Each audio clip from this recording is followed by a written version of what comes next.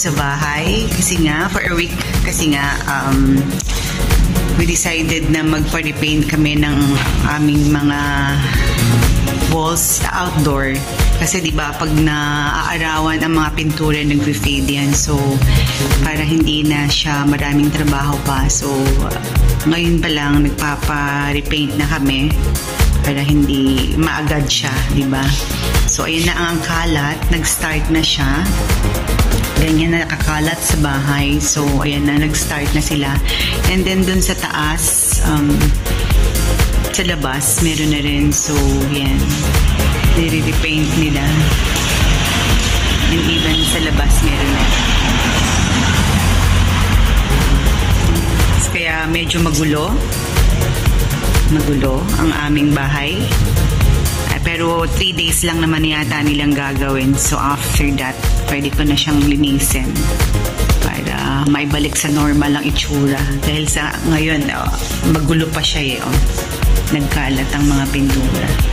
Yan. Yung aming gate, nilagyan nila ng dyaryo kasi pag nagpintura sila, baka malagyan ng pintura. So, another pintura naman, which is yan naman yung talagang proper way para hindi siya malagyan ng ibang color. So, yan. Sa labas meron din.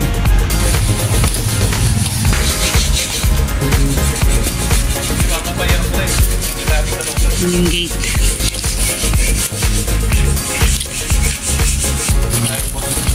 Yan yung ulan.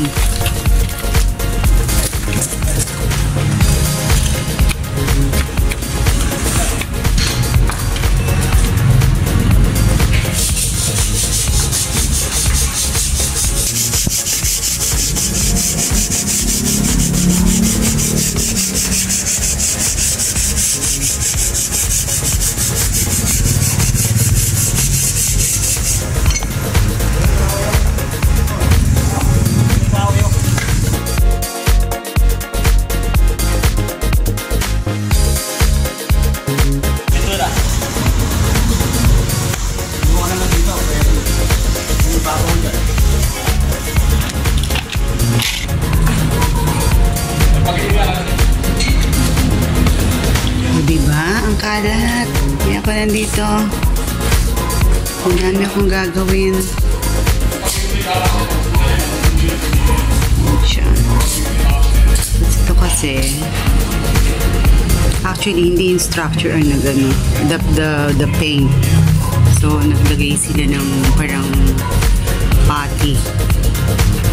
Then they're going to paint that. Antay na yan.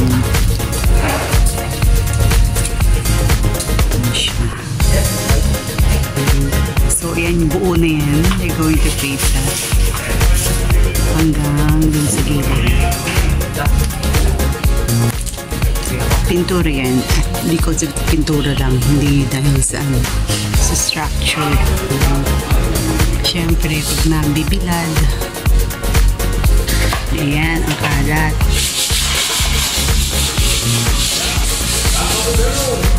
Okay.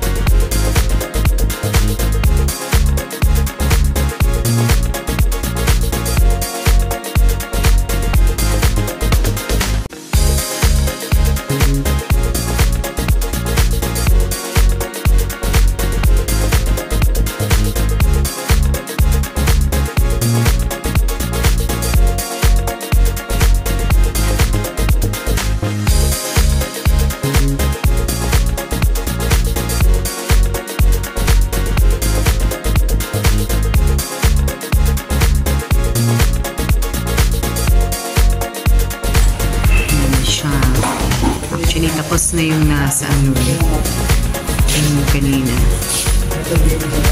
Pati ba itong ano, lalagyan? Itong taas na to? Yung sa may gate? Ito, lalagyan yan? Oo, okay. Pero madali namang iyang matuyo. Kasi pag sinara yung pinto, I mean gate.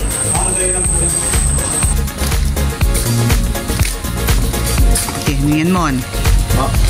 Butihan mo yan, Mon. Paano ba itong maaalis? Ito. May puti-puti. Iistubahin po mo yan.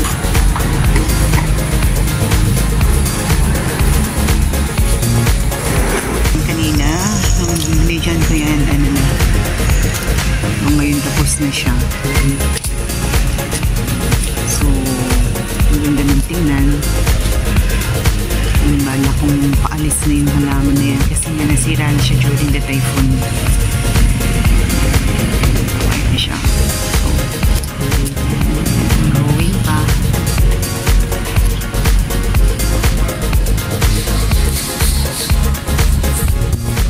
Ang aking car.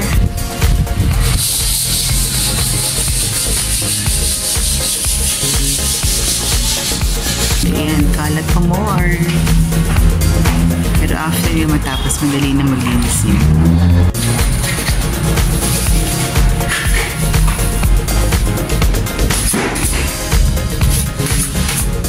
Actually, hindi nilagyan niya ng pati para fill up ng awang sa pintura yun. Hindi naman minsan sa ball mismo. And after lagyan yan, ay titibra.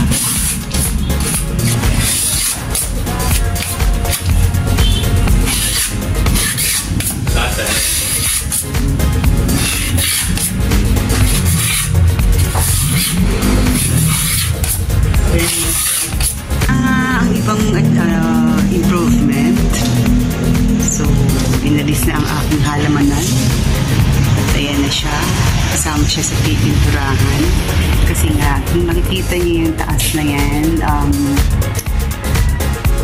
nag-leak na siya eh. So, kailangan ng lagyan ng sealant yung every corner. Since sa tagal na rin, tumutulo na siya. Kaya siya nagkakaroon ng bubbles. Kasi nababasa nga yung pintura. So, nagkaroon ng bubbles dyan. So, what we did yan, inanin namin. So, eventually, talagyan niya ng sealant para hindi na kumatas yung tubig. So, pati dito. Ayan. So, mas mainam na yung inaagapan agad kaysa dumami ang sira. So, yung buo na yan. Ayan. Kalat pa rin.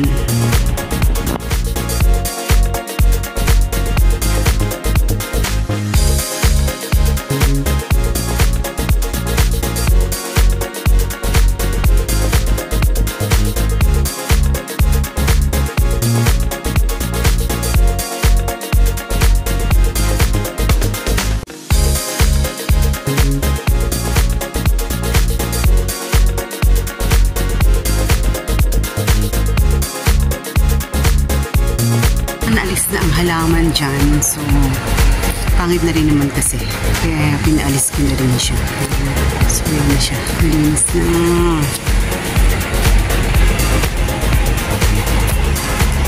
So, tapos na siya.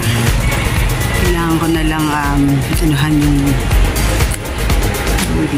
floor kasi napakabutik. So, yun siya. Hindi ko pa kasi siya pwedeng basain kasi nga kasama yung pintura. So, by tomorrow or the other day, aanhin ko yan. Ibabrush ko yan para at least maalis naman yung bakat ng putik. So, yan na siya. Yan na siya. Pinturahan na siya. Ito din kanina, ayan. Yan yung may nagbubbles eh. Kasi nga, naalis yung, yung sealant. Wala nang sealant dito sa taas na yan. So, tumutulo na dyan yung tubig. So, nagbabubbles na, pinasok na ng tubig yung wall. Ayan na siya. And then, na-repaint na rin siya. So, okay na rin. Okay na siya. Yun yung mga nagawa na nila. So, all done, all set. Thank you everyone for subscribing, supporting Rosana Mix Vlog, and see you sa mga live, and salamat sa mga friends natin dyan na king sumusuporta sa aking channel. Thank you everyone. This is Rosana Mix Vlog saying bye, and see you sa mga live ko and sa aking mga premieres. Bye everyone.